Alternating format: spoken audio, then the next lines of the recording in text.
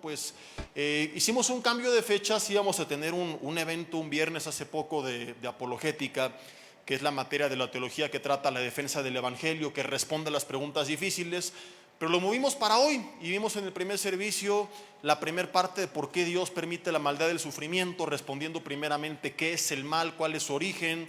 Aprendimos que el mal no es algo, que es la ausencia de alguien.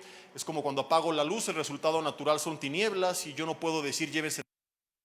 Más bien tendrá que decir prendan la luz y la luz disipa las tinieblas. De igual forma, Dios es tan perfecto y tan necesario que cualquier decisión de nuestra vida que no esté dentro de la voluntad de Dios tendrá por resultado todo lo contrario a la perfección de lo que Dios es. Vimos algunos ejemplos desde la caída de Lucifer antes del huerto del Edén, cómo se origina el mal, justamente a causa, muchas gracias, de esta alteración del plan original en su vida. Y vimos cómo actualmente inclusive aquello que llamamos catástrofes naturales, guerras, bueno, no guerras, los tsunamis, los terremotos, realmente son una consecuencia natural de haber alterado, violado las leyes de la palabra de Dios. Y al maltratar nuestro planeta, ¿verdad?, al sobrecalentarlo, al hacer pruebas nucleares en el océano, etcétera, vienen consecuencias. Dimos algunos datos, explicamos todo esto según la ciencia. Les recomendé el mensaje que compartimos hace algunos años, ¿dónde estaba Dios el 19 de septiembre? Donde veíamos que aquello por lo cual el ser humano voltea al cielo y culpa a Dios es simplemente un resultado natural de nuestra desobediencia. Y no en el sentido que Dios dice, ahora como pecaste te voy a maldecir para que se te quite, sino que es la ley de la siembra y de la cosecha. Estuvo bastante interesante este resumen que te estoy dando. Sé que está bien chafa, pero no puedo tardarme tanto para explicar algo tan complejo, ni tampoco lo voy a repetir por respeto a los que vinieron al primer servicio. ¿Quién estuvo, por cierto, en el primer y segundo servicio? Wow, yo creo que les reconocemos con un aplauso por su esfuerzo, ¿verdad? Se aventaron domingo de 3x1, 3 horas de prédicas. Ni mi esposa me aguanta tanto, ni yo mismo, ¿verdad? Entonces sí les vamos a dar un Oscar. Entonces, bueno, hemos aprendido mucho hoy. Los que no pueden ver los mensajes en redes, están los dos en la página de Facebook de un servidor y se subirán posteriormente a la página de YouTube de nuestra congregación. Vimos en el segundo servicio por qué Dios permite las tragedias. Nos enfocamos mucho en por qué permite el nacimiento de bebés con malformaciones genéticas, con síndromes, si ellos no han hecho nada todavía. Estuvimos aprendiendo cosas bien interesantes acerca de nuestra actitud frente a los problemas en la vida también. Vimos por qué siempre para presentar defensa ante todo aquel que nos demande, escucha este término, razón de la esperanza que hay en nosotros. Di conmigo, razón de la esperanza. ¿Qué es lo que nos enseña este pasaje? Que nuestra esperanza o nuestra fe, porque la fe es eso, es la esperanza, la certeza de lo que se espera, la convicción de lo que no se ve. Nuestra esperanza no es irracional. Entonces hay cristianos que a veces les hacen preguntas y como no saben responder, lo que hacen es mandar al infierno a los demás. Por incrédulo vas a arder en el infierno. Cuando la realidad es que hay mucha gente bien intencionada que sinceramente equivocada nos va a hacer preguntas porque está hambrienta de la verdad, como el apóstol Pablo, que perseguía a los cristianos pensando que estaba en lo correcto hasta que el Señor le revela lo contrario. Por eso Judas 1:22 nos manda: a los que dudan, convéncelos. No va a ser en todos los casos. Habrá gente que su problema no sea intelectual, que sea moral, que no quiera dejar su pecado, que esté enojada con Dios. Pero aquellos que son honestos tenemos que responder. Jesús, cuando Juan Bautista dudó y pregunta si era el Mesías o esperaban a otro, ¿cómo respondió? ¿Condenando a Juan? Le digo, ¿cómo es posible que el pagano de Juan dudó? Aleluya, eso hizo Jesús. Si él me presentó públicamente como el Mesías, ¿cómo es posible? Dios mío, no, yo soy Dios, no puedo decir eso. No, Jesús le da respuesta a Juan, le envía a decir, díganle a Juan las cosas que suceden. Ciegos ven, mudos hablan, paralíticos andan, suegras son hechas buena onda, Cruz Azul es campeón. Una serie de milagros que ocurrieron en la época de Jesús. Y Juan, al escuchar todo esto, dice, sí es el Mesías. Las respuestas no hacen que la gente crea. Esto no es para que tú y yo creamos, es en cuanto al creyente para fortalecer su fe en tiempos difíciles, el tener respuestas a preguntas complicadas. Y para el que no es creyente, no es que por esto va a creer, porque la fe es por el oír por la palabra de Dios, pero sí va a ayudar a quitar ciertos prejuicios digamos que es como un terreno lleno de escombro, que primero lo tienes que liberar del escombro para entonces sembrar la semilla. Lo que da fruto es la semilla de la palabra, pero la apologética lo que hace es tener el terreno preparado, libre de escombro, libre de toda la basura que a veces traemos cargando en nuestra mente. Y lo que hoy vamos a responder es una pregunta interesantísima en nuestro tercer y último mensaje de esta serie de mensajes especiales. ¿Por qué no hizo Dios un mundo sin mal? Ya respondimos en la primera parte cuál es el origen del mal, pero la pregunta es, ¿y por qué no desde un principio crear un mundo sin mal? Ya vimos en el segundo mensaje que cuando alguien muere y muere en Cristo no lo tenemos que ver como una tragedia, porque no fue el término de su vida sino el comienzo de su vida. Por eso Jesús, les contaba hace rato, mandó a sus discípulos a predicar y les dice: muchachos, si los persiguen no se preocupen, no teman aquellos que pueden matar el cuerpo, porque no pueden destruir su alma. No suena muy alentador, pero Jesús, creyendo en la vida eterna, lo que les dice básicamente es: hey muchachos, no se preocupen, lo peor que puede pasar es que los maten. No es muy esperanzador esto, ¿no? Te imaginas que te vas de viaje misionero y vienes con los pastores y oramos por ti, y en vez de decir: Señor, guárdalo del peligro, hazlo invisible ante los malvados, te decimos: ánimo, échale ganas, Dios está contigo, y a lo mucho te matan, pero de ahí no pasa. No es muy alentador, pero cuando creemos en la vida eterna, nos duele y extrañamos la ausencia temporal de esa persona, pero sabemos que en Cristo nunca decimos adiós, es solamente hasta luego, y que nos volveremos a ver. Pero de aquí vengo a la pregunta que estaba haciendo: ¿y por qué pasar por todo este proceso y Dios no se brincó del punto A al punto B? ¿Por qué no comenzar la vida en la eternidad? ¿Nunca te lo has hecho? Vamos a la Biblia, al huerto del Edén, y cuando Dios termina toda su creación, hay algo muy llamativo. Dice que Dios, cuando vio su creación, vio que todo lo que había hecho, Génesis 1, versículo 23, Génesis 1:31, todo lo que Dios había hecho, ¿qué dice la Biblia? Que era ¿cómo? Si vio que todo estaba bien, pero la jirafa estaba muy alta y no le encantó. La hipopótama estaba muy gorda y la tigresa estaba muy operada de la cara. No, esa es otra tigresa, perdón. El hombre era medio gandalla, pero lo demás estaba bien. No, todo era bueno en gran manera. Y aquí es donde entonces el ateo o el escéptico, con justa razón, nos dice, y te quiero preguntar hoy desde su punto de vista: ¿por qué, si según la Biblia todo era bueno en gran manera, permite Dios que entre el pecado al mundo? ¿Por qué no hizo un mundo sin pecado? Entonces no era tan bueno como dice la Biblia. Entonces Dios está cayendo en una contradicción. ¿O es que el mal es algo que existe de forma tangible, de manera natural, así como hay un bien, hay un mal, y ni modo, es como los cómics, el bueno y el malo, y a Dios le tocó pelear con lo malo? ¿O será que Dios no es tan omnisciente y no sabía lo que iba a pasar?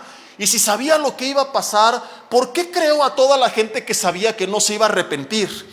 ¿Por qué no crear solamente a los que sabía que iban a entregarle su vida? ¿Por qué crear a personajes terribles que han cometido actos atroces en contra de la humanidad?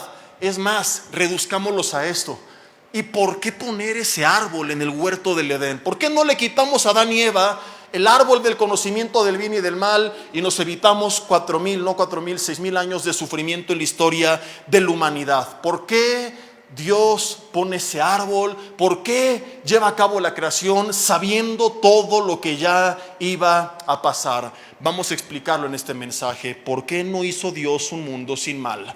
Todo lo que Dios hizo tenemos que aceptarlo porque la Biblia lo menciona, y tenemos que responder al problema en el que esto nos mete, ¿verdad? Todo era, si me echan la mano con dos luces, porfa, porque nada más veo sus caras como sombras, parece que le estoy predicando a zombies. Y si de por sí los del tercer servicio vienen medio dormidos, ya con ganas de comer, con el mal del puerco, ¿verdad? Ahí está, muchísimas gracias. Así ya veo si ponen atención o si se me están durmiendo. Al menos los de enfrente, los de atrás sí duérmanse, no los veo. Entonces, parte de esa perfección en la creación, y aquí quiero remontarme no a la creación actual, no a la creación en el huerto del Edén, sino a la creación angelical, era la libertad. Porque podríamos debatir durante largas horas si actualmente hay o no libertad, ¿verdad? Ustedes saben que en la congregación, en el ITI, los que están lo han visto, aún como pastores, tenemos a veces una diferente opinión. Es bien bonito, por cierto, saber que a pesar de eso podemos ser hermanos, colaboradores, amigos. Hay iglesias que por esto se han dividido, así literalmente, por temas doctrinales. Y aquí al contrario, ¿verdad? Hasta nos hacemos bullying y cotorreamos. El pastor Josh y yo, que somos amigos desde ¿hace cuántos años, apóstol? Desde la secundaria, imagínense, ¿verdad? Lo conocí cuando llegaba con sus caguamas allá a la escuela, casi él. Hay temas en los que a veces doctrinalmente platicamos y diferimos, pero eso no quita la amistad y que fuimos comprados por la misma sangre. Entonces no quiero irme a la actualidad, porque el argumento es: no, actualmente no somos libres, estamos bajo la influencia de Dios o del maligno. Perfecto, ¿verdad? Lo compro. Buen argumento. Vamos al huerto del Edén. Adán y Eva no están bajo la influencia del maligno. ¿Qué pasó con ellos? Me decía otro pastor amigo: bueno, es que había una voluntad, pero no había como tal una libertad. Le dije: bueno, yo creo que la voluntad está intrínsecamente ligada a la libertad, pero no hablemos hoy de Adán y Eva. No me quiero meter en este tema doctrinal que es punto y aparte totalmente. Me quiero remontar a la creación angelical, al pasaje que leíamos en el primer servicio, cuando Lucifer cayó.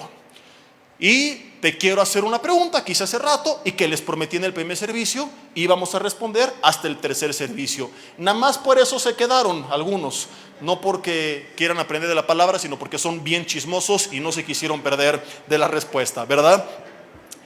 ¿En el cielo se puede pecar? ¿No? ¿Están seguros? ¿Y dónde estaba? No, sí, no, ya parecen políticos mis hermanos, o sea, según el sapo la pedrada. La respuesta natural es: no, ¿cómo crees que en el cielo se puede pecar? Y la contrarréplica es: ¿y dónde estaba Lucifer cuando pecó? Digan conmigo: Lucifer no pecó en la tierra, Lucifer pecó en el cielo. ¿Cuál es la garantía que en el cielo no pecaremos? Muchos dicen: porque no estaremos bajo un mundo contaminado por el pecado, en un cuerpo corrompido, ni habrá diablo que nos tiente. Cuando Lucifer pecó, mis hermanos, no estaba en un cuerpo contaminado por el pecado, era un cuerpo angelical. No estaba en un mundo corrompido por el pecado no había entrado al mundo, al universo, y tampoco había diablo que lo tentara. De hecho, él es quien después se convierte en el diablo. Antes de ese punto, él era Lucifer, querubín protector en el trono de Dios. ¿Por qué Lucifer pecó? Porque hay algo que al menos en ese punto de la historia de la humanidad, o de la creación más bien dicho, repito, lo demás lo podemos debatir y es tema eterno de conversación, pero este punto no lo podemos negar. Tenemos dos opciones nada más: o Dios hizo que Lucifer pecara y lo incitó a hacerlo para obrar todo un plan a través de eso. No dudamos y sabemos que la Biblia dice que Dios obra aún a través de la adversidad, como lo hizo con los hermanos de José, y obró para bien a través de la traición. Conocemos esto como la concurrencia divina. Sabemos que Él está al control, que los que le aman todo les ayuda para bien. Pero en el aspecto personal de Lucifer, según Santiago 1, que dice que Dios no puede ser tentado ni tienta a nadie, si Dios no incita a Lucifer a pecar, ¿por qué entonces Lucifer pecó?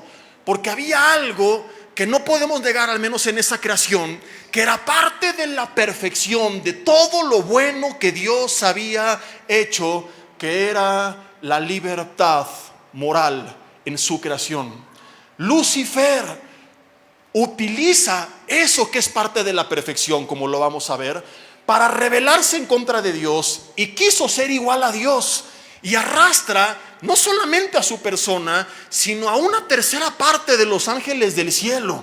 ¿Cómo podías haber eliminado este evento? Únicamente quitándole a él la oportunidad de tomar esta decisión. Entonces concluimos que la imperfección surge, aunque no tenga ahorita mucha coherencia, vamos a ver cosas bien interesantes. La imperfección surge de la perfección.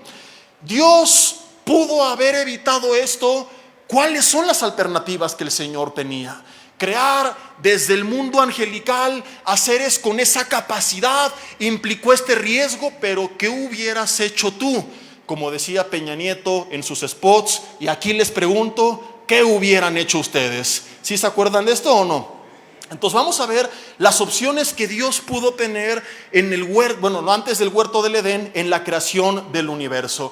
Lo primero que Dios pudo haber hecho es no haber creado nada. Hay mucha gente que dice: Dios no hubiera hecho nada, y estoy harto de sufrimiento, ¿verdad? Pero desafortunadamente desde el punto de vista filosófico tú no puedes comparar lo que existe con lo que no existe. Además, para aquellos que hemos conocido a Cristo y que somos felices y que, como lo aprendimos en el segundo servicio, hemos entendido que el problema no es la condición, sino la reacción ante la condición. Y vimos el ejemplo aún de personas que no tienen manos ni pies y que son completamente felices, contrario a personas, y dimos el ejemplo de deportistas, de un artista, de multimillonarios, famosos, poderosos, que no son felices, porque la tragedia no la determina tu condición, sino tu reacción ante tu condición. Entonces, para nosotros que hemos reaccionado correctamente ante la adversidad, reconociendo al Señor, permitiendo que su fruto sea manifiesto en nuestras vidas y teniendo vidas de paz, vidas de gozo, no perfectas pero llenas del Señor, pues sí sería injusto decir, ¿y yo por qué por culpa de los demás, verdad? Bola de amargados, voy a pedir al Señor que no hubiera hecho nada. Entonces el problema no está con la creación. Volvemos al punto de hace rato, el problema es la reacción de la gente ante la creación. Si se rindieran al Señor y, como dice Isaías 55:1, vengan y beban todos los que tienen sed, entonces para ellos la vida sería distinta. Y es como por ejemplo el caso de algunos gemelos. Generalmente los gemelos, aunque son iguales en apariencia, el resultado en su vida es muy, muy distinto. Y la pregunta es, ¿por qué?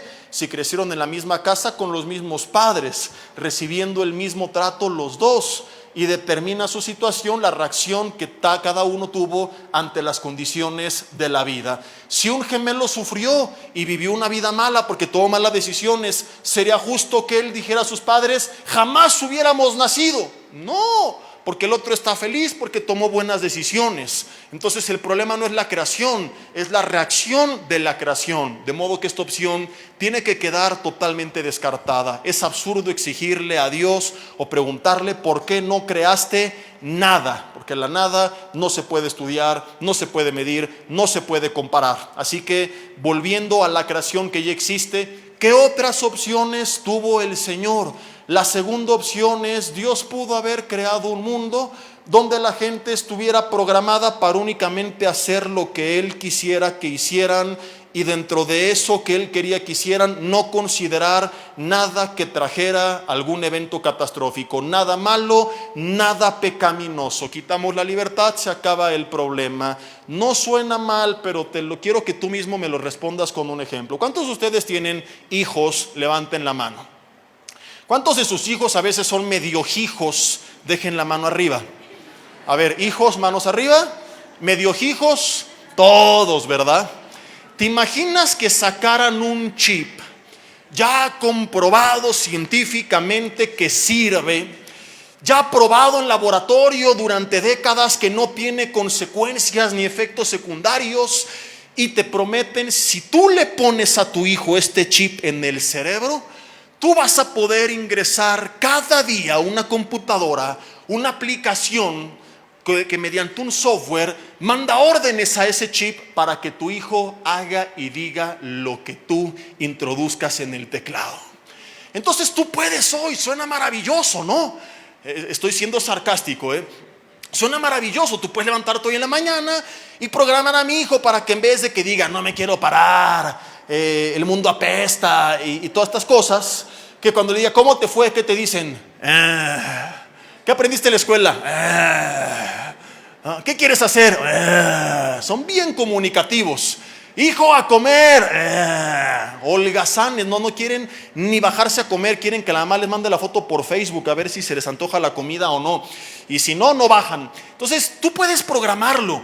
Y el hijo se va a levantar, va a decir, buenos días mami, ¿cómo estás? ¿En qué te puedo ayudar? Acto seguido va a limpiar toda la casa, se va a poner su uniforme, se va a bañar, se va a lavar los dientes, va a tirar a la basura su camisa de la Chivas, será un hombre americanista, hombre de Dios. ¿Qué otras virtudes le añadimos? Va a estudiar, va a sacar 10, se va a portar bien. Le das clic al botón, ejecutar. Entonces son las 6 de la mañana, se levanta tu hijo y llega a tu habitación. Hola mamá, buenos días, ¿en qué quieres que te ayude? Hola papá, los amo a los dos. Ya lavé la casa, lavé el patio, lavé la cocina, lavé los cuartos, lavé la ropa, lavé al perro. Hijo, no tenemos perro, les compré uno y se los lavé. Y además lo programaste para que te dijera te amo todo el día. Te amo, te amo, te amo, te amo. ¿Te gustaría? Suena bien a primera instancia, ¿verdad? Pero seamos honestos, ¿quién cambiaría eso por nuestros pequeños? A pesar de, dice el pastor Yoshi, yo, a pesar de sus defectos, porque nuestros hijos son medio hijos a veces y nos hacen sufrir, pero no los cambiaríamos por un robot con su cara, con un robot sin voluntad. ¿De qué me sirve que me diga te amo si no nace de su corazón?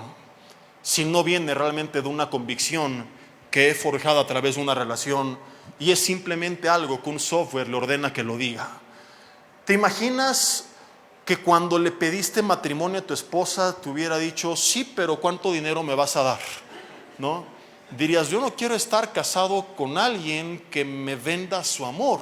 Aunque hay casos donde suceden cosas como estas, pero generalmente la gente sacrifica mucho por tener algo genuino. Hay muchas de ustedes, hermanas, que pudieron haberse casado con un magnate y no lo hicieron. Sé que hoy están arrepentidas.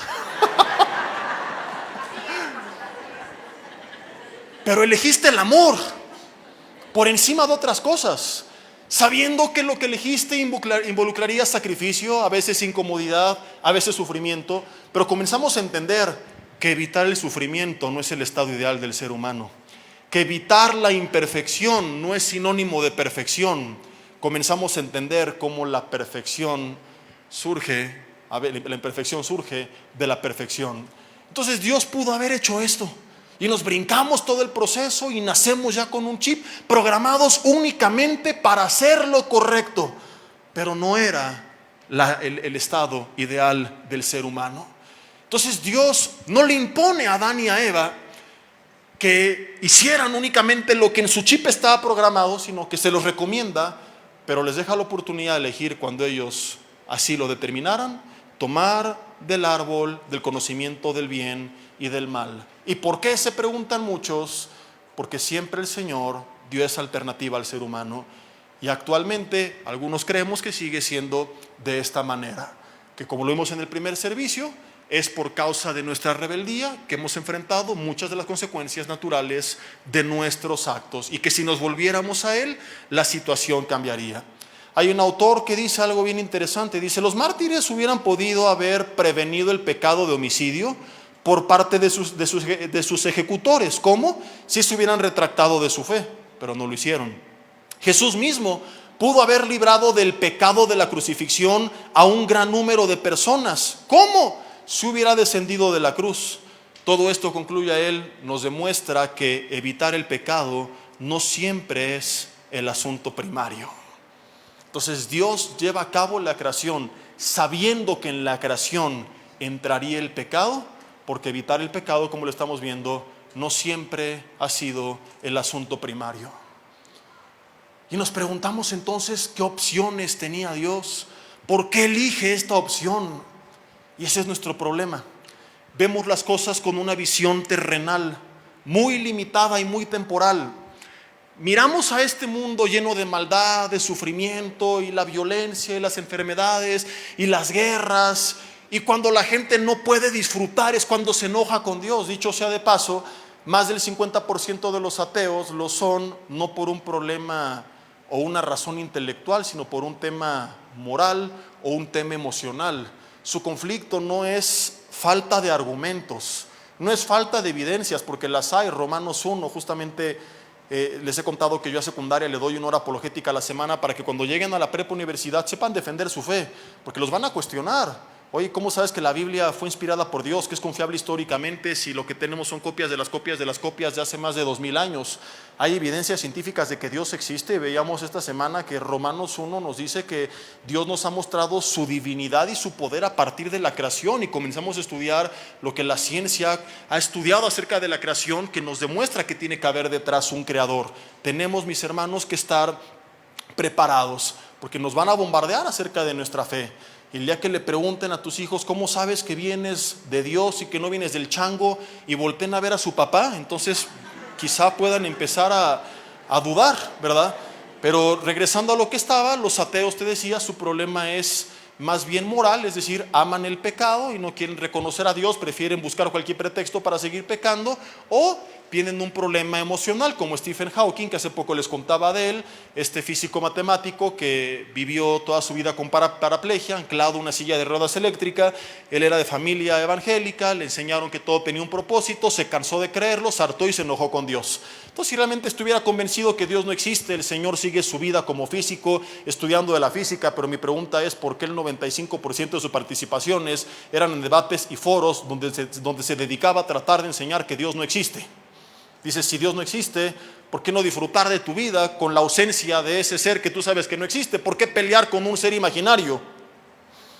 Te decía aquella ocasión que es como que yo llego a mi casa y no hay nadie, mi esposa y mi hija salieron, ¿y qué haría yo?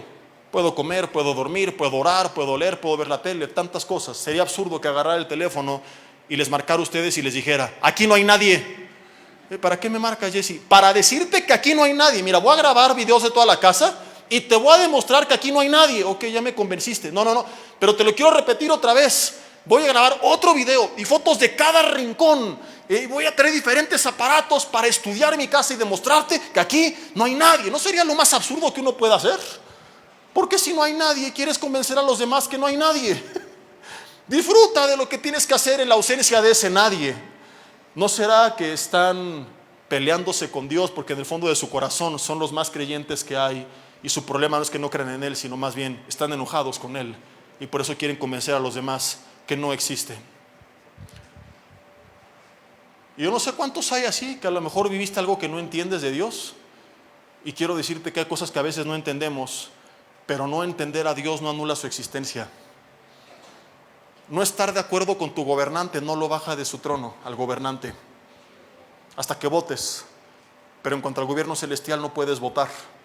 La última vez que alguien lo intentó, tú sabes cuál fue el resultado: Lucifer y su legión de ángeles caídos. Entonces vemos las cosas desde un punto de vista terrenal, lo que te estaba diciendo, temporal. Nada más vemos el sufrimiento aquí en la tierra y no vemos cuál es el plan divino a la luz de la eternidad, que te lo quiero contar a continuación.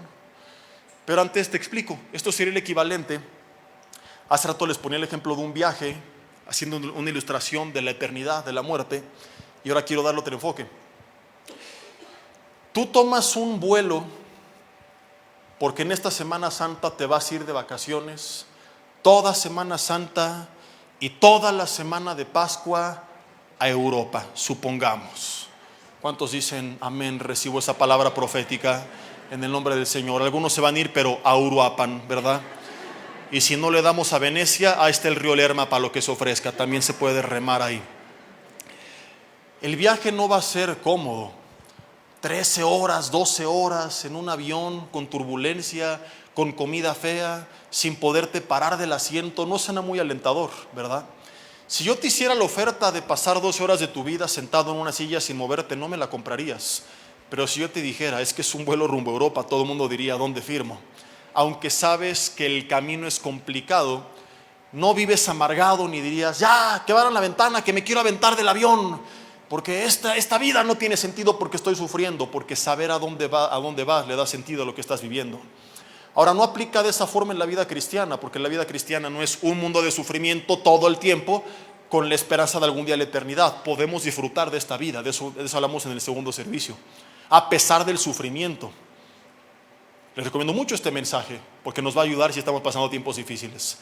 Pero vamos a suponer que tienes la vida más complicada de todos. Como les decía hace rato, te dicen a ti el Job de Calimaya, o de Mexicalcingo, o de Toluca, de donde quiera que vengas, porque has sufrido muchísimo y sigues sufriendo muchísimo y no pudiste disfrutar ni un solo segundo, pero crees en la eternidad y crees que, como cantamos hace rato, Jesús nos redimió de nuestros pecados y nos espera no 2 semanas en Europa, sino la vida eterna en el reino de los cielos. ¿Lo creemos o no lo creemos? De entrada parto por eso. ¿Qué es la eternidad a comparación de 70 años? No vas a sufrir 70 años porque dice Primera de Pancho 10:12, no hay mal que dure 100 años, ni santo que los aguante. Para ser un poco más bíblico, no permite Dios que seamos tentados más de lo que podemos soportar. Santiago 1. No sé si es Santiago, pero está en la Biblia, ¿no? ¿Tú te acuerdas, apóstol, dónde está? No nos sabemos todo de memoria como ustedes creían, pero Les voy a enseñar un truco. No suena muy ortodoxo, pero es de la serie de los secretos de los pastores. Cuando te sabes el texto, pero no recuerdas exactamente cuál es el versículo, vas a invocar a un santo. Se llama Santo Gogul. Y vamos a poner: no nos tienta. Me está sacando aquí una canción de no sé quién. Más de lo que podemos, y solo falta que no esté en la Biblia, soportar. Primera de Corintios, capítulo 10, versículo 13. Santo Gogul, el único que sí responde a lo que le preguntes en menos de un segundo. Entonces, esto no va a pasar. Nadie va a ser probado o tentado o pasado por fuego, por prueba toda su vida. Pero en el peor de los casos, ¿qué serían 70 años a la luz de la eternidad? ¿Justificaría vivir amargado cuando sabe lo que te espera a la vuelta de la esquina? No. ¿Cuál es el problema de muchos? Primera razón que vimos en el segundo servicio: su mala reacción ante la adversidad. Segunda razón que estamos viendo en este momento: su falta de visión acerca de este mundo. Su visión totalmente corta, terrenal y temporal y nada más. Otro ejemplo: la primera vez que llevaste a tus hijos a la playa. Probablemente fue a Acapulco, que es lo más cercano que tenemos, y de aquí a allá hacemos como unas 5, entre 4 y 6 horas, depende si manejas normal o como que te está persiguiendo el diablo. Y tu hijo pequeñito, ¿a los cuántos minutos te preguntó cuánto faltaba? ¿Van o no van fastidiando todo el camino? Falta mucho, ya mero llegamos, y esto ya no sé qué, no sé qué, no sé qué. Es hartante ir todo el camino así. Y ya falta, hace 10 minutos te acaba de preguntar cuánto falta, le dijiste que 4 horas. Y cada 10 minutos te va a preguntar lo mismo porque él no tiene una correcta noción del tiempo.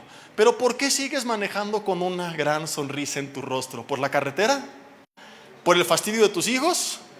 Porque sabes a dónde van. Después de que él conoce la playa por primera vez y vuelven a ir sucesivamente, va a seguirte fastidiando como las otras veces, pero a diferencia de antes, con la emoción de que ya sabe lo que le espera. El Hijo de Dios va en esta carretera a veces llena de baches y requiere paciencia, y nos preguntamos cuánto falta, pero ¿qué nos mantiene como un ancla firmes? Saber que este mundo no lo es todo, que somos extranjeros y peregrinos, advenedizos, que somos representantes del reino de los cielos en la tierra, pero que nuestra ciudadanía está en los cielos, que es allá donde nos esperan, no 2 semanas en Europa, ni 3 días en Acapulco, sino los siglos de los siglos de los siglos en la presencia de Dios. ¿No es esto maravilloso? Esto es lo que nos espera. Y cuando en verdad lo creemos, ¿cuál sería el peor de los problemas si aún sufriera 70 años? Lo cual, repito, no es el caso. ¿Cuál es la penúltima opción que Dios tuvo? ¿Dios pudo haber creado un mundo de criaturas libres que no pecaran? Pregunto yo. ¿No pudo haber hecho Dios esto? ¿No es Dios tan poderoso? Pero ¿cómo le hago en la ecuación para eliminar el pecado sin quitar la libertad? Y aquí es donde viene algo fabuloso y maravilloso, y es una de las cosas que más me gustan de este tema en particular. ¿Por qué Dios permite la maldad y el sufrimiento? Y quiero citar a Tomás de Aquino, que hacía una pregunta y decía: ¿es este el mejor de los mundos posibles? ¿Sí o no? No responden. Les da miedo. ¿Es este el mejor de los mundos posibles? Dicen que sí porque son cristianos y están en iglesia y se van a escuchar mal diciendo que no frente al hermano de al lado, que se va a espantar. ¿Cómo que dijo que no? La respuesta es no. El mejor de los mundos posibles será la eternidad, sin pecado. No lo puedes comparar con este mundo. Entonces, ¿por qué nos da miedo decir no? El mejor de los mundos posibles no es este, es el mundo venidero. Cuando hablo de mundo no me refiero al globo terráqueo. La Biblia, cuando habla del mundo, se refiere principalmente al siglo, a la influencia, al tiempo en el que vivimos. Por eso habla del mundo venidero y de los tiempos pasados. Entonces no es que fueron diferentes planetas, simplemente fueron diferentes tiempos. el mejor de los mundos posibles en este sentido va a ser el mundo recreado por Dios cuando haga nuevos cielos y nueva tierra, y en ese mundo tenemos la certeza de que no habrá más maldad ni sufrimiento. Apocalipsis 21 dice: Dios va a enjuagar toda lágrima, y va a haber un reino donde juntamente con Él gobernaremos, y va a ser reyes y sacerdotes, y va a ser increíble esto, porque habrá una vida y una dinámica social y laboral y de aprendizaje y de tantas cosas que seguiremos viviendo en el reino de los cielos, pero sin el pecado de en medio. ¿Por qué cité aquí? No porque decía algo con lo que estoy de acuerdo. Dice: aunque no es el mejor de los mundos posibles, es el mejor camino al mejor mundo posible. Digamos en sentido figurado que en el ejemplo de Acapulco, Acapulco representa la eternidad y la carretera es esta tierra. Necesito transitar por esa carretera para llegar a Acapulco, no me puedo brincar el proceso. ¿Cómo llego a un mundo donde elimino la maldad sin eliminar la libertad? Respuesta: pasando por este mundo como filtro. ¿Cómo? Lo voy a explicar. Te preguntaba hace rato: ¿en el cielo se puede pecar? Me dijeron no, porque no habrá un mundo caído, porque no habrá un cuerpo contaminado por el pecado, porque no habrá diablo que nos tiente. ¿Y ese qué garantía nos da si en el mundo angelical Lucifer tenía las mismas condiciones y no pecó solamente él, sino la tercera parte de los ángeles? No es un porcentaje muy alentador. ¿Cómo garantizo que de ese 33% que se rebeló algún día en contra de Dios, estando en las mismas condiciones que estaremos tú y yo, no habrá un 1% que un día se levante y diga: hoy quiero ser mi propio Dios y establecer mi reino, y se vuelve en contra de Dios? Voy a guardar silencio unos segundos para que ustedes intenten responderse. ¿Cuál es nuestra garantía? ¿Cuál es la certeza que tenemos? ¿Cómo aquello que en el pasado ocurrió sabemos que no va a volver a ocurrir? ¿Sí me estoy explicando o no? ¿O están con cara de, a ver, ya vi a los ángeles, brother, ¿verdad? ¿Cuál es la garantía? ¿Cuál es la certeza? Pues porque Dios no lo va a permitir, entonces va a eliminar la libertad. Entonces nos pondrá el chip en la cabeza y le diremos: te amo, te amo, te amo, sabiendo que, pues qué chiste, los programé para decirlo, qué fácil. Porque según la Biblia, el amor que surge de nosotros hacia Dios no es algo que Él nos impone, sino una reacción de lo que Él hizo. ¿O no dice 1 de Juan 4 que le amamos porque Él nos amó primero? No es que un día Dios dijo: me tienes que amar o te mando al infierno. Te amo, te amo, te amo. En este momento, ¡prum!, programación para que diga te amo, te amo. No. Al meditar en su amor, la reacción natural es que me enamora tanto que ahora le amo. Es lo que nos enseñó a través de Oseas y Gomer, cuando le dice: te atraeré a mí con cuerdas de amor. En esto consiste el amor de Dios, no en que le hayamos amado, sino en que Él nos amó primero. Entonces nuestro amor hacia Él es una reacción natural de su amor hacia nosotros. ¿Cómo en el cielo se mantiene este amor sin eliminar la libertad, sin tener que robotizarnos, sin tener que ponernos un chip, y garantizar de esta forma que no va a levantarse un día alguien nuevamente con la absurda idea de Lucifer y un 33% de la creación le va a seguir rebelándose en contra de Dios? ¿Te has hecho esta pregunta alguna vez? La respuesta es maravillosa.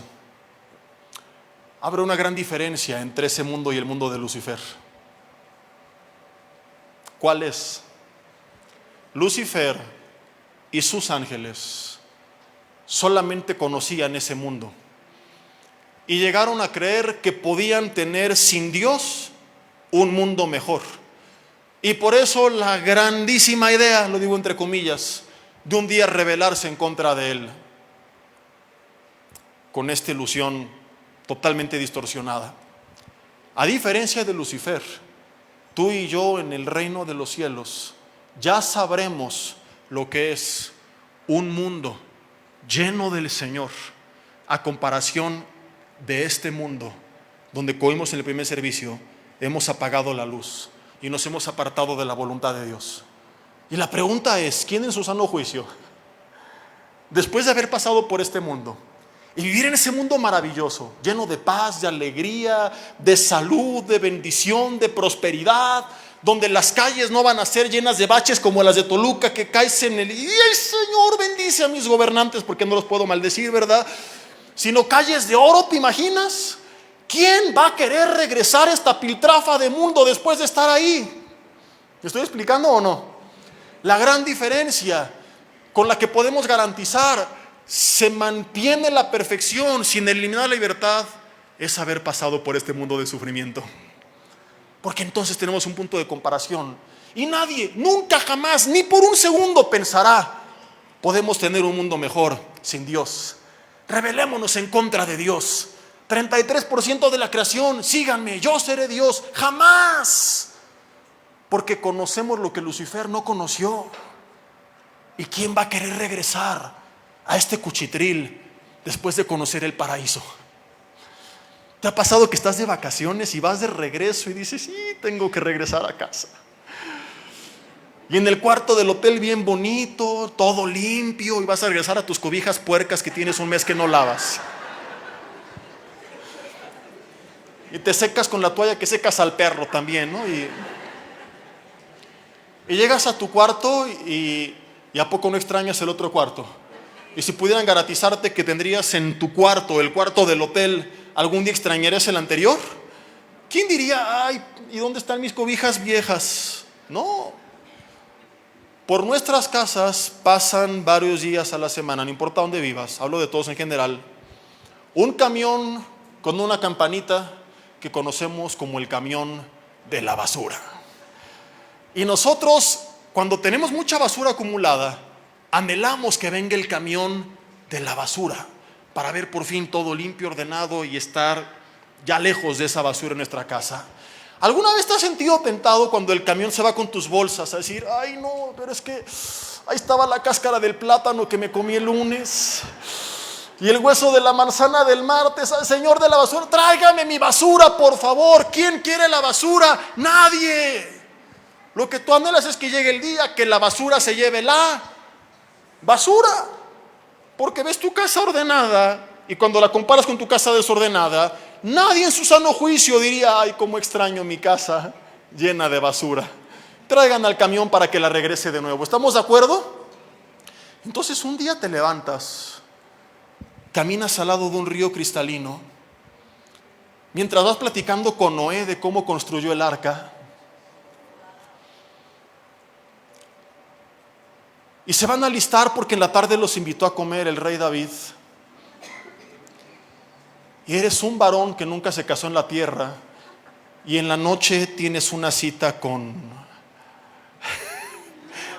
¿Con quién? Con Betsabé.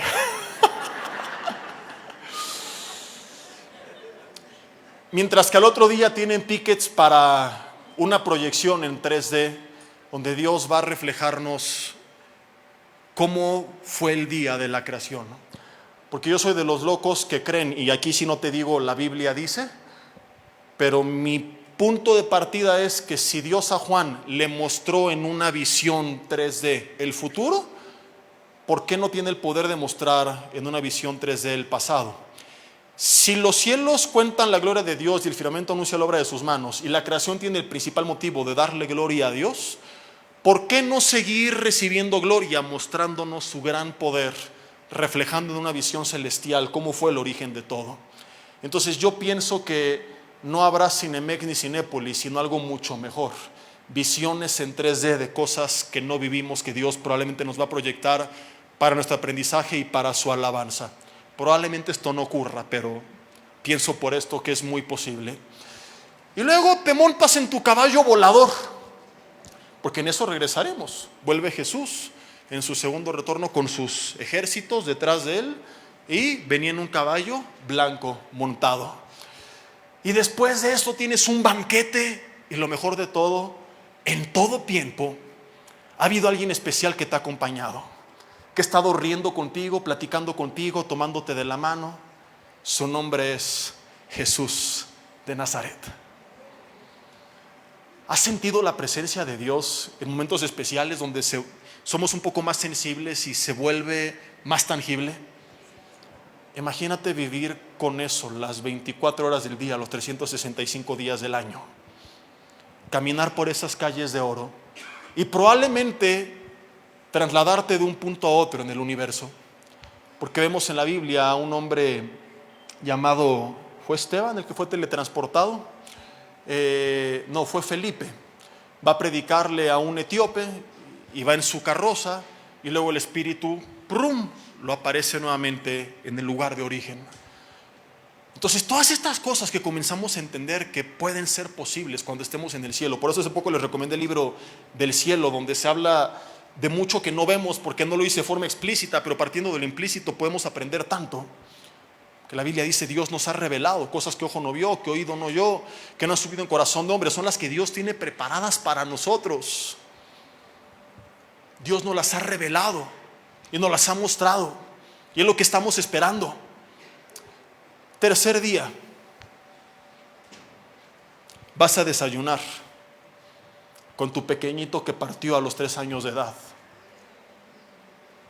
con tu padre que tiene 30 años que no veías desde que murió, con un hermano que nunca conociste porque antes de nacer tu mami sufrió un aborto involuntario, pero su espíritu fue a la presencia de Dios y ahí está. Cuarto día, tienes un desayuno con Elías, que te va a contar cómo le cortaron la cabeza a los profetas de Baal. Tienes comida con Abraham, el padre de la fe, y luego en una cena habrá testimonios de grandes héroes de la fe. Y todo esto mientras reinamos y gobernamos en un mundo maravilloso juntamente con Cristo. Después de todo esto que te estoy haciendo imaginar, ¿se te antojaría volver a despertar un día a las 6 de la mañana en Mexicalcingo? Salir y ver que en tu garage no hay un caballo blanco volador, sino el Lázaro del que hace poco hablamos, que para que antes que ande hay que resucitarlo. Después de haber platicado en el cielo con tus hijos, porque se van a reconocer y no habrá relación tal cual como hoy de que, a ver hijo, ponte el uniforme y haz la tarea. Pero por supuesto que siempre habrá una relación, un cariño especial. Quien dice que no está olvidando que aún Jesús tuvo a sus más cercanos. Entonces las relaciones que comenzaron en la tierra se mantienen en el cielo. Hay suficiente evidencia bíblica para esto. Y después de haber platicado con ese hombre de Dios maravilloso, tu hijo, tu padre, tu madre, tu hija, quien sea, ¿quién va a extrañar pararse, levantarse, salir a su garage, ver a Lázaro, lidiar con los niños toda la mañana, salir a este mundo lleno de tráfico, de smog, de enfermedades, de crisis, de corrupción? ¿Sabes que hay un gobierno en el cielo? Por Apocalipsis habla de que los reyes de las naciones llevarán el fruto de ellos como honor. Habla de que habrá trabajo, pero no como el trabajo actual que nos pesa. En el huerto del Edén había trabajo. La maldición nunca fue el trabajo que nos cuesta trabajar. Lo disfrutaremos. Habrá gobiernos, pero no corruptos, sino se cumplirá Romanos 13. La idea original del gobierno de Dios es hacer justicia.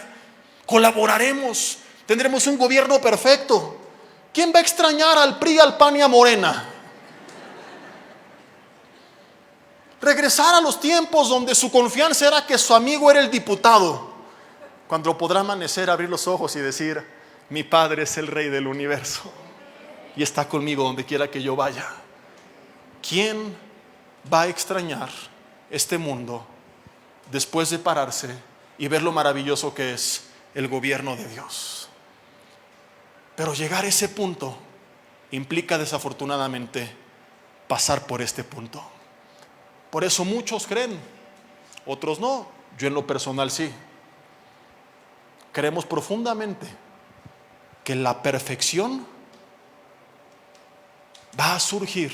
Bueno, así como la imperfección surgió de la perfección, la perfección surgirá nuevamente de la imperfección. Se invertirán los papeles.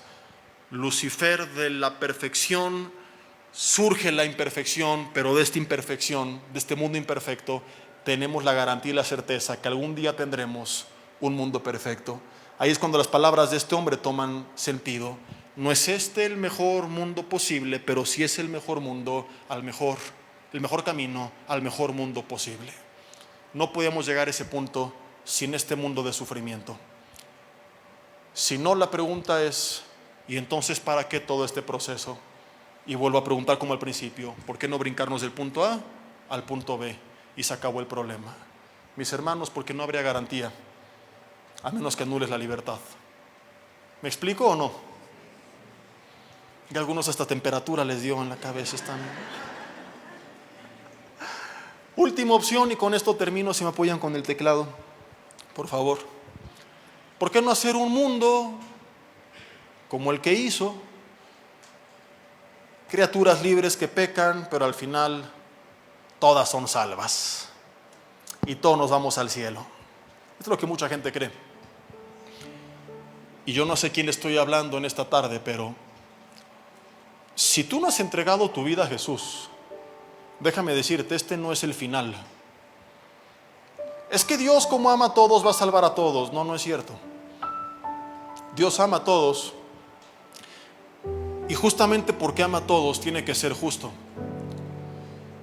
Porque si Dios no hiciera justicia con el pecador no arrepentido, Dios no estaría amando a aquel que sufrió por causa del pecador. Ejemplo: un asesino es tomado por la justicia, lo llevan con el juez, pero el juez dice: señores, estoy lleno de amor.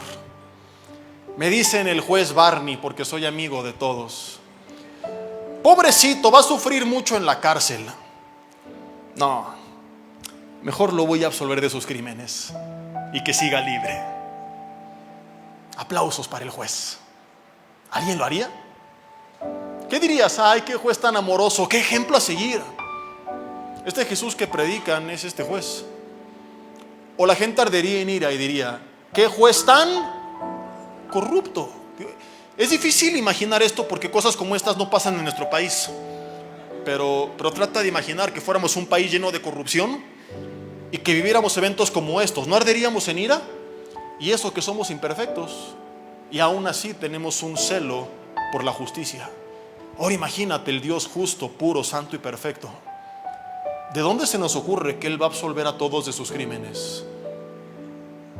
Dios, por causa de su justicia, no lo va a hacer. Y aquel que muera sin Cristo, no es muy popular esto y no se predica, pero la Biblia es clara y yo no puedo dejar de decir lo que la Biblia dice. Y si no te gustan las palabras, peleate con el Espíritu Santo, porque Él es el que lo inspiró. Yo solamente estoy leyendo lo que Él inspiró. La Biblia dice claramente que lo que Él espera es el infierno, un lugar de castigo por su pecado, porque ese era nuestro merecido. Y de tal manera amó Dios al mundo que dio a su Hijo unigénito en la cruz del Calvario, pagando por nuestros pecados, para que todo aquel que en Él crea no se pierda, mas tenga la vida eterna. Porque resulta que en el sistema judicial de Dios hay una ley que aprendemos desde el Antiguo Testamento. Bueno, de hecho hay dos, porque la paga del pecado es la muerte, Romanos capítulo 3. Y por eso desde el Antiguo Testamento tenían el sistema expiatorio donde ofrecían holocausto, porque la Biblia enseñaba que la vida del hombre está en la sangre. Así que era muy sencillo. ¿Quieren un año de redención? Vean este simbolismo: sacrificio. ¿Qué significa? Vida por vida, sangre por sangre. No hay redención, o no había en ese entonces expiación, que era cubrir los pecados, si no había expiación, si no había la paga del pecado a través de un sacrificio. Qué sádico el Antiguo Testamento. ¿Por qué? Porque era una sombra, una imagen de lo que había de venir. El Cordero inmolado, Isaías 53, echó pedazos en la cruz del Calvario por nuestros pecados.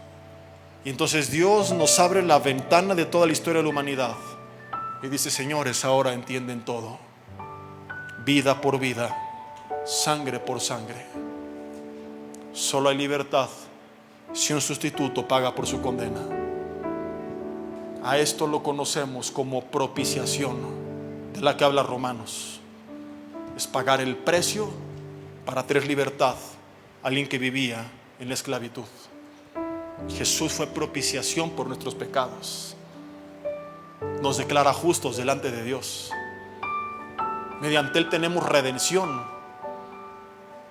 Propiciación es apaciguar la ira. Él apacigua la ira. Redención es pagar el precio. Entonces, ¿cuál es la noticia maravillosa? Que Dios no va a perdonar a todos, pero que en Cristo Jesús podemos ser libres, justos, santos, y no para pasar la eternidad como esclavos, porque yo me daría por bien servido con el simple hecho de ser librado del infierno. Pero la más grande promesa es que, además de todo esto, nos da el espíritu de adopción, por el cual clamamos Abba Padre, lo que significa que pasaremos la eternidad no como esclavos, sino como hijos, herederos y coherederos juntamente con Cristo. ¿No es maravilloso? Es lo que recordamos esta Semana Santa, que Jesús pagó el precio por nuestra libertad. Y entonces llegaremos a ese mundo perfecto. Hay sufrimiento, sí, pero ¿no crees que Dios nos entiende si Jesús sufrió más que tú y que yo? Y no tenemos la certeza de que no habrá sufrimiento, pero sí que Él estará con nosotros en medio del sufrimiento, que no estaremos jamás desamparados, que Él nos dijo: yo voy a estar con ustedes todos los días hasta el fin del mundo. Entonces, si bien hay cosas que no entendemos de este mundo, en vez de voltear al cielo y pelearte con Dios, mejor pide su compañía. Como hace rato te dije, apartado de Él solamente haces más grande el problema. No añadas daño al daño que ya te hicieron. Soluciónalo y entiende que no lo podrás solucionar si no lo tienes presente en tu vida. Ahí en tu lugar te invito a que cierres tus ojos y le digas: Señor, te doy gracias por lo que he aprendido durante este día. Y en cuanto a este último mensaje, Señor, hay cosas de este mundo que no entendemos, que desde nuestro punto de vista tan limitado, tan terrenal, tan temporal, por más explicaciones que se nos den, nunca tendrán sentido. Sabemos que hay cosas, según Deuteronomio 29:29, que no nos has dado a conocer, que hay cosas que entenderemos hasta que estemos en tu presencia, Dios. Pero algo que nos queda claro es que tú eres real y que no entenderte no anula tu existencia. Dios, perdónanos si hemos estado en conflicto contigo por no entender ciertas cosas. Dile: quiero hacer las paces contigo y quiero entregarte mi vida. Perdóname por mis pecados, límpiame con tu sangre, Jesús, y ven a reinar a mi vida. Dios, quiero ser tu siervo, pero también quiero ser tu amigo y también quiero ser tu hijo. Quiero que me des este espíritu de adopción. Quiero que me des tu Espíritu Santo y poder clamar: Abba Padre, conocerte y vivir en comunión contigo, y tener la certeza, Señor, de que al igual que en ese vuelo, en esta tierra, a pesar de las turbulencias y de la incomodidad, tú me darás la gracia para disfrutar del viaje. Pero lo mejor de todo no es el viaje, es que algún día aterrizaremos, la puerta se abrirá y no estaremos en el aeropuerto, estaremos en tu presencia por los siglos de los siglos, y no terminará, será para siempre, y vale la pena. Por eso entendemos que Pablo decía: el vivir es Cristo, el morir es ganancia, porque sabemos quiénes somos y a dónde vamos. Hijos de Dios, camino a casa.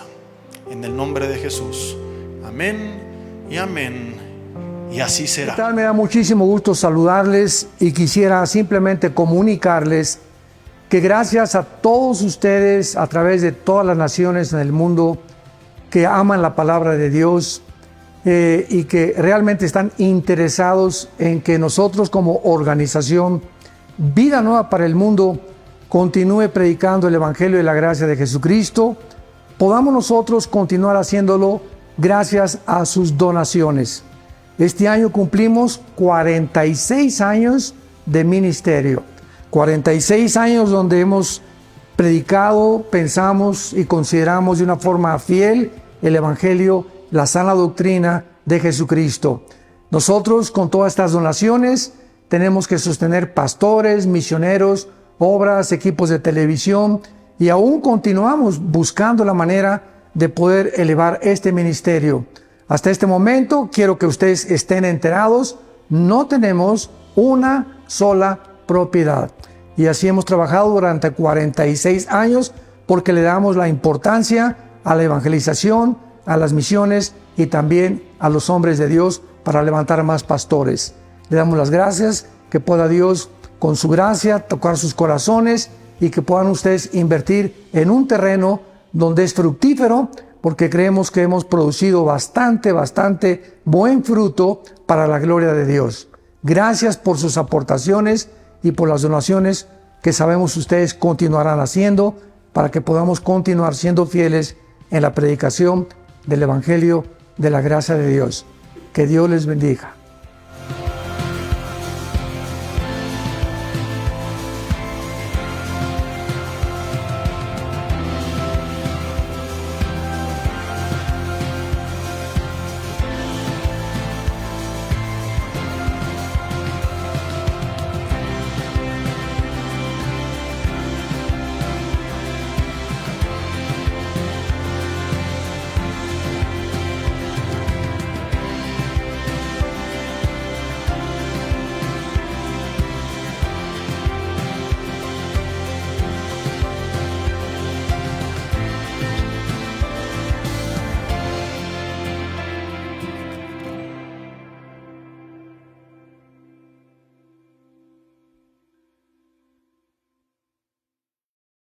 ¿Qué tal? Me da muchísimo gusto.